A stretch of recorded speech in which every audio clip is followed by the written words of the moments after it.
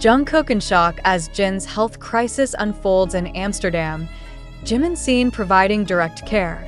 What happened? The quiet night streets of Amsterdam, usually untouched by the storms of celebrity emergencies, were pierced by a series of events so sudden and intense that they sent shockwaves through both local bystanders and the global BTS fanbase. Without warning, murmurs spread that Jin, the eldest member of BTS, was experiencing a severe health episode inside a luxury hotel.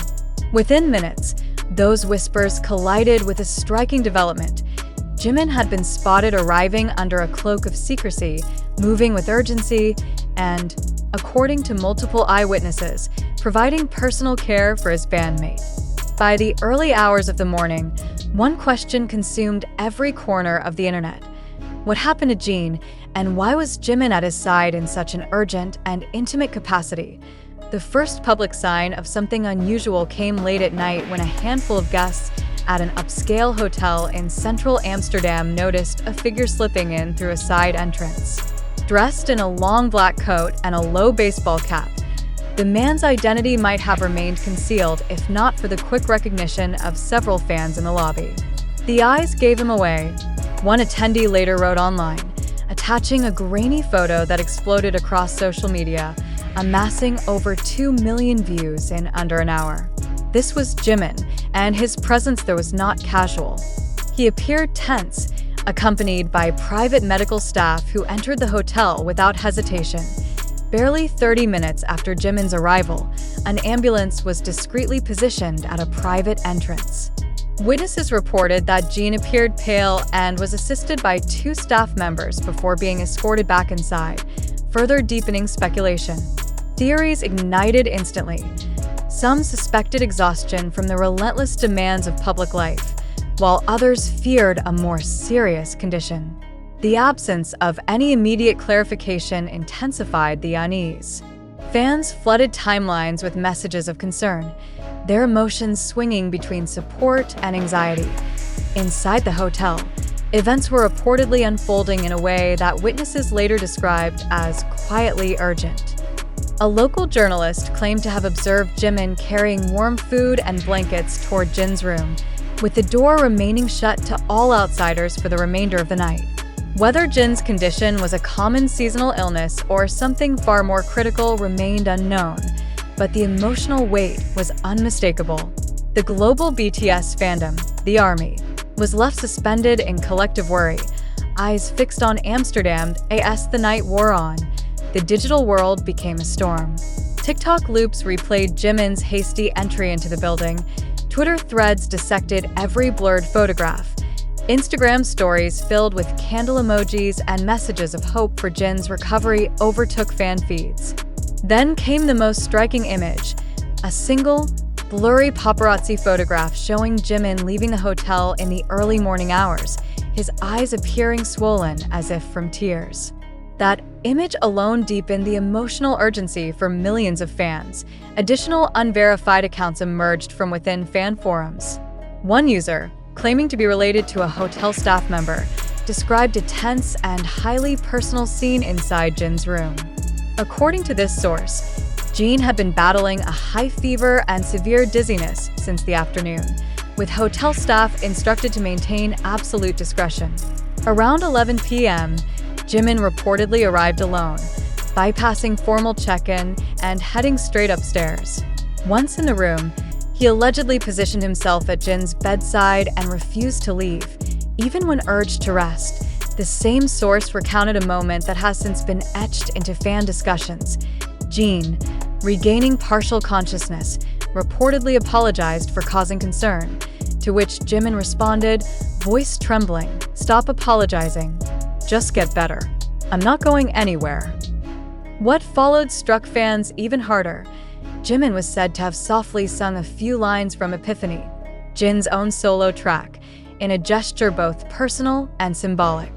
Hotel staff present reportedly excused themselves from the room, unable to witness the emotional exchange without becoming overwhelmed. Around 3 a.m., Jimin briefly left to retrieve hot tea with honey, returning moments later to resume his vigil.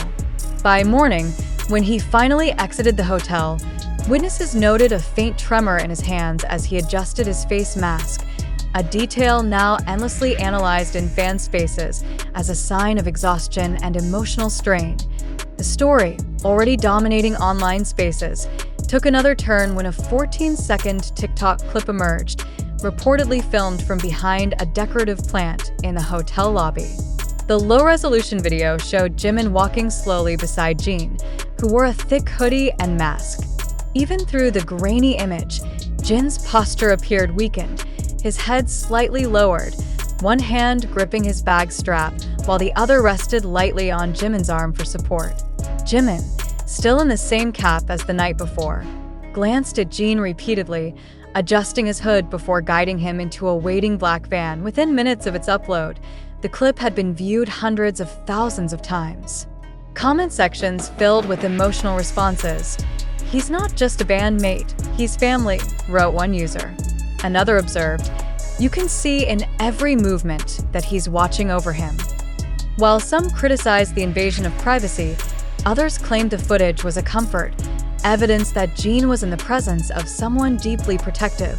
The events in Amsterdam have since fueled a broader conversation about the pressures BTS members face, both as public figures and as individuals navigating private health matters under constant scrutiny.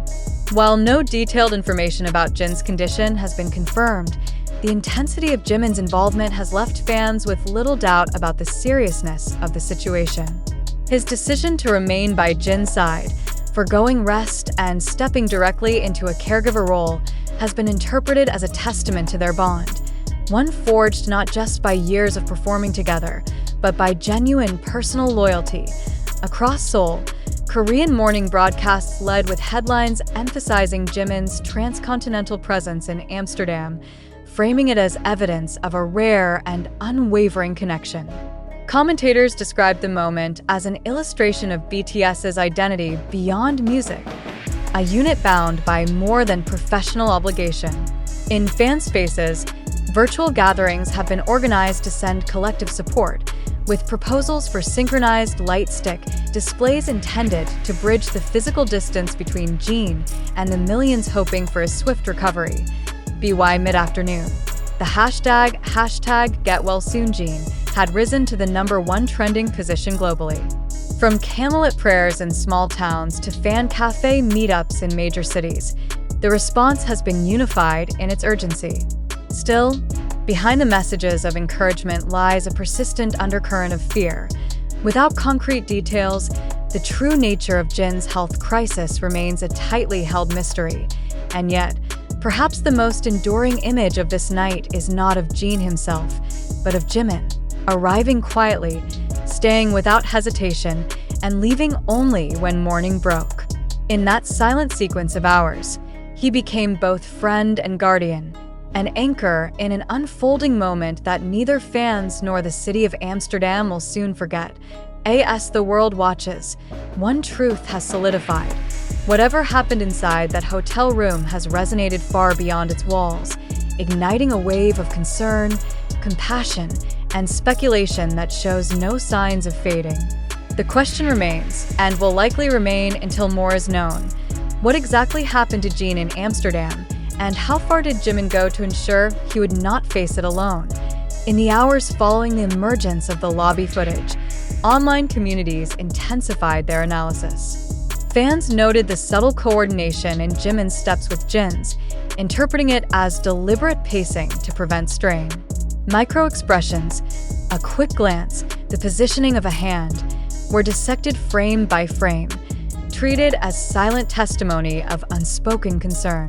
On TikTok, slowed-down edits magnified every detail, pairing them with captions that read like open letters. "We see you, we thank you."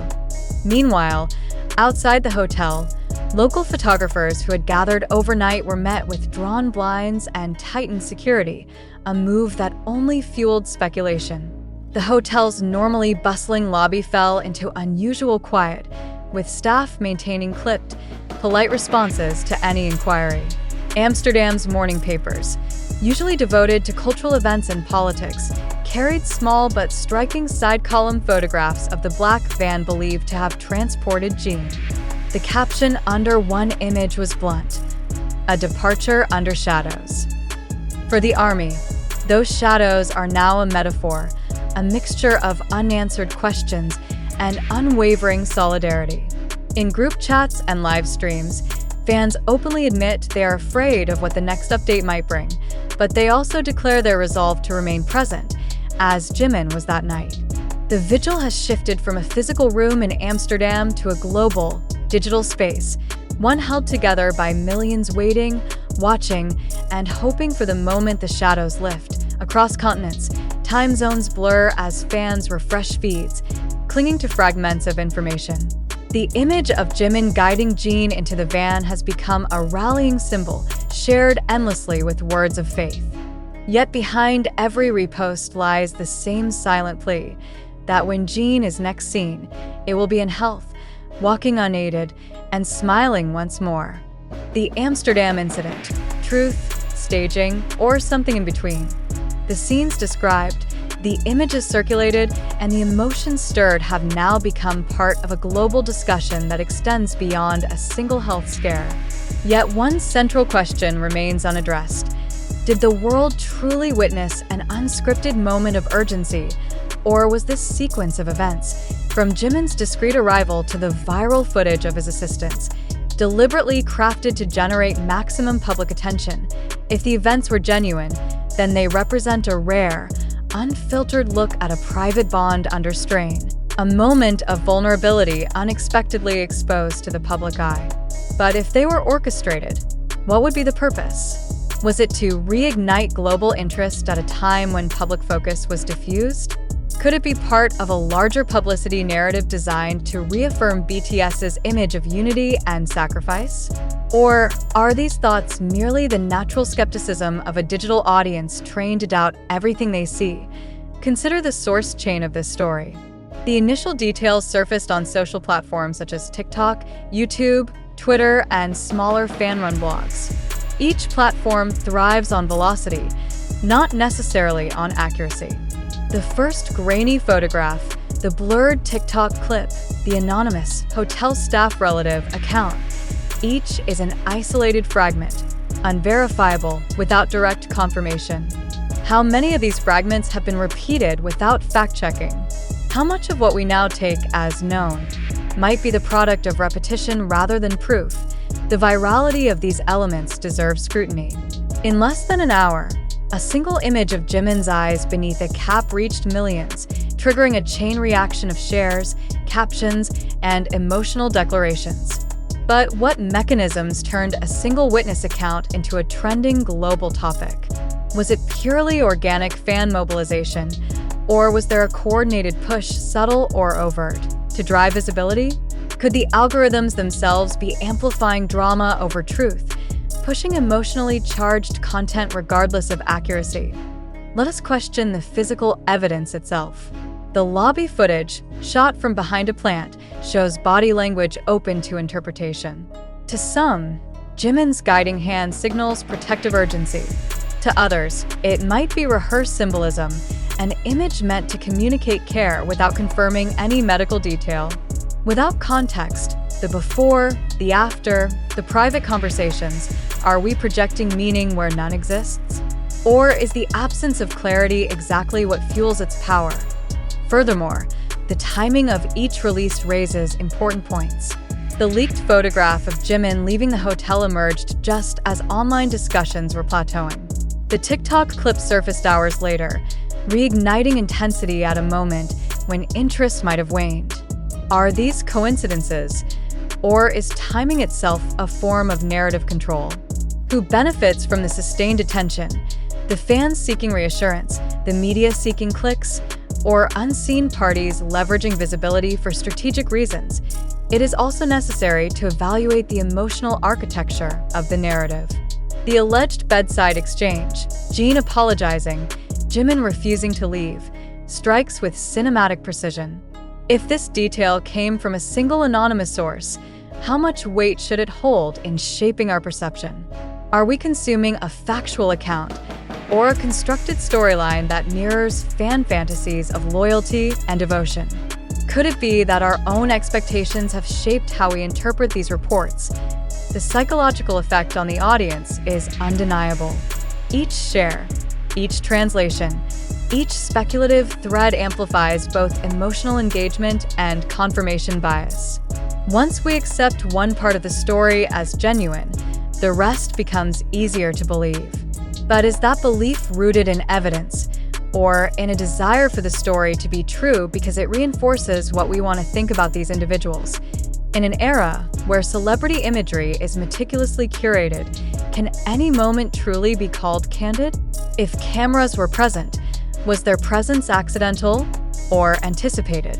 Could the placement of a witness, the clarity of a leaked shot, even the sequence of events have been designed to appear spontaneous while being anything but? This leads to a more uncomfortable question. If the event were staged in part or in whole, does that diminish its meaning to fans? For those who see the bond between Jimin and Jeon as authentic, does it matter whether the images were curated? Or is the emotional impact real or manufactured still valid to those experiencing it? There is also the matter of silence from official channels. While no explicit statements beyond minimal acknowledgement have emerged, is that silence a shield for privacy or a tactic to let speculation and thus engagement grow unrestrained? Does withholding details create a vacuum that fans and media alike rush to fill, perpetuating the cycle of discussion? One cannot overlook the role of media economies in this process. Viral content generates revenue for platforms, for media outlets, for adjacent industries selling narratives. If the Amsterdam incident continues to circulate, whose interests are served? Are fans truly the beneficiaries of this information flow, or are they participants in a system that commodifies their emotional investment? Critically, the question of verifiability remains at the center. Without hospital records, on-the-record testimony, or unambiguous documentation, we are left with fragments, images, alleged quotes, and witness claims of varying credibility. Is it responsible to accept these fragments as a coherent whole, or does doing so make us complicit in spreading potentially false narratives? Yet, to dismiss the story entirely risks invalidating what may indeed be a moment of genuine human connection and concern. If Jimin truly acted as caregiver in a moment of medical urgency, that act deserves acknowledgement. But how do we separate respect for possible truth from the hazards of uncritical acceptance? Can we both care and question at the same time, or does one diminish the other? As this discussion continues, the challenge to the audience is clear. Resist the impulse to treat virality as verification. Examine the timing, the sourcing, the language used to frame events. Ask whether the emotional pull is proportional to the evidence. Recognize when a story is feeding your hope versus when it is feeding an industry. The Amsterdam incident, whether fully authentic, partially staged, or wholly constructed, is now part of the digital record. It has already influenced perceptions, mobilized global attention, and ignited debates that stretch beyond fandom into the realm of media literacy. The real test lies not in whether we ever learn the complete truth, but in how critically we navigate the uncertainty. To every reader, the question remains. When you replay the images in your mind, the pale figure, the guiding hand, the whispered exchange, are you seeing reality, or the version of reality you most want to believe? And perhaps more importantly, does the distinction matter to you, or should it matter to us all? The discussion surrounding the Amsterdam incident now extends beyond the borders of fandom, becoming a case study in the modern mechanics of information consumption.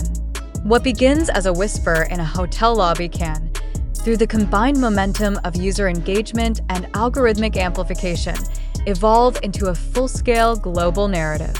But within that transformation lies a risk. The original truth, however simple or complex, may become unrecognizable beneath the layers of interpretation, repetition, and emotional framing. Consider the pace at which events unfolded online. Within minutes, hashtags were created. Within hours, edited clips and translated captions appeared. Within a day, entire timelines were saturated with speculative threads. Yet how many of these elements originated from primary witnesses? How many have been reshaped by the retelling? The process mirrors a digital version of the telephone game, where each participant, intentionally or unintentionally, alters the message. Can a narrative survive this cycle intact, or is distortion inevitable?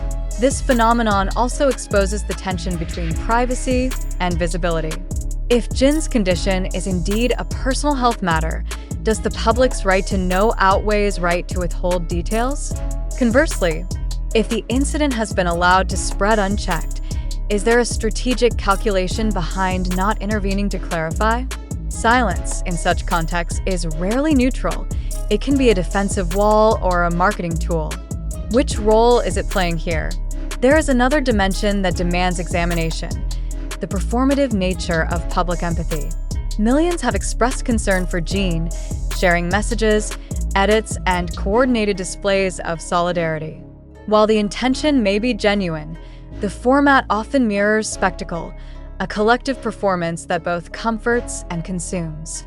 Are we witnessing compassion? Or are we participating in an emotional event curated by the very platforms profiting from its spread? For the media-literate observer, the Amsterdam episode becomes less about determining a single definitive truth and more about mapping the forces shaping its perception. What role did the fan community play in elevating the incident to prominence? How did traditional media outlets adapt their coverage to fit pre-existing audience expectations? Were certain visual cues, the lowered head, the guiding arm, the hood adjustment, chosen for their symbolic power as much as their informational value? Ultimately, the value of reflecting on this case lies not in unearthing an absolute answer, but in recognizing the architecture of belief.